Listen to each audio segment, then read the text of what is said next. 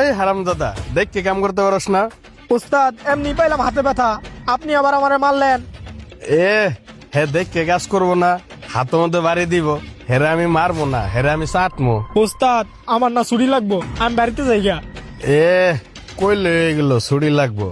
মাজন কি কয়ে গেছে? মাজন আমার কয়ে গেছে এই পশ্চিমবার মালগুলা ডেলিভারি দিতে হইব, সময় মাত্র 3 দিন। 3 দিনে আমরা মাত্র 4 জন লোক, তাই পারমো কিনা সন্দেহ আছে। আর তুই যদি যাস গা তাহলে লোক হইব 3 জন, তাহলে তুই ক 3 জনে কতদিন সময় লাগতে পারে? ছুরি তো মামার বাড়ির মোয়া, চাইলো আর হয়ে গেল। উস্তাদ হয়েছে কি, হঠাৎ করে না আম্মুর কালকে জ্বরায় পড়ছে।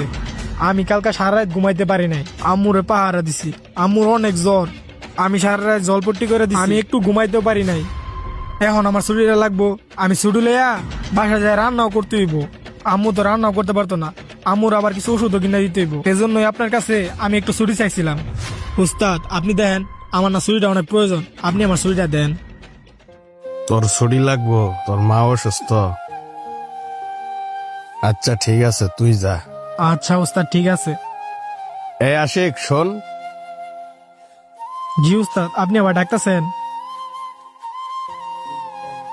ধর এখানে 500 টাকা আছে, তুই যা সময় তোর মাল লাগে ওষুধ কিনে নিয়ে যাস, আর যদি কিছু টাকা বাঁচে কিছু মালটা কিনে নিয়ে যাস। তোর মা যেহেতু অসুস্থ, তেমন কিছু খাইতে পারো না, মালটা খাওয়াইস, মুখে রুচি হইব। আচ্ছা যা তাইলে। আচ্ছা উস্তাদ। এ আশিক শোন, উস্তাদ আপনি আবার ডাকলেন, আমার তো 500 টাকা দিলেনি, আবার কি কইবেন? শোনো আশিক, তোমার 3 দিনের ছুটি, তোমার এই 3 দিনে ওয়ার্কশপে আওয়ান লাগতো না। উস্তাদ আপনি যে আমার 3 দিনের ছুটি দিয়ে দিলেন, মহাজন আপনার কিছু কইব না? আর ওয়ার্কশপে এত কাজ, আপনারা 3 জনে কি এত কাজ উড়াইতে পারবেন? আরে বলত, তোরা যে আমি ছুটি দিছি বুঝছই নিয়ে দিছি, এমনি কাজ 6টা পর্যন্ত করি না, আমরা 3 জনে মিলে 2 ঘন্টা বেশি করলাম, তাও তো তোর একটু উপকার হইল। তুই তাহলে যা। আচ্ছা উস্তাদ। এই আশিক শোন, উস্তাদ বুঝলাম না, একবার ডাক দিয়ে টাকা দিলেন, আরেকবার ডাক দিয়ে ছুটি দিলেন, আবার ডাকলেন কেন? আবার ডাকলাম কে আশিক?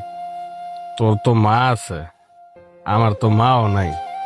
তোর মায়ের যাই কইবি তোমার আরেকটা ছেলে তোমার লাগে দোয়া করছে, আর তোর মারে আমার সালাম পৌঁছাই দিস।